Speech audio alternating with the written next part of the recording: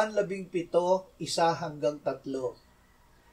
Nang masabi na ni Jesus ang mga bagay na ito, tumingala siya sa langit at sinabi, Ama, dumating na ang oras, luwalhatiin mo ang iyong anak, upang luwalhatiin ka ng anak, yabang binigyan mo siya ng otoridad sa lahat ng laman, upang bigyan niya ng buhay na walang hanggan ang lahat ng ibinigay mo sa kanya.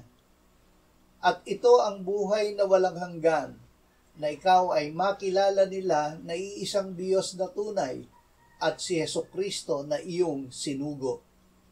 Ibinigay sa atin ang buhay na walang hanggan. Sinabi ng Panginoong Hesus, kung paanong itinaas ni Moises sa ilang ang ahas, kailangan din namang itaas ang anak ng tao, upang ang sinumang sumampalataya sa kanya ay magkaroon ng buhay na walang hanggan. Sapagkat gayon na lamang ang pag-ibig ng Diyos sa sanlibutan, na ibinigay niya ang kanyang tanging anak, upang ang sinumang sa kanya'y sumampalataya ay huwag mapahamak, kundi magkaroon ng buhay na walang hanggan. Sapagkat hindi sinugo ng Diyos ang anak sa sanlibutan upang hatulan ang sanlibutan, kundi upang ang sanlibutan ay maligtas sa pamamagitan niya.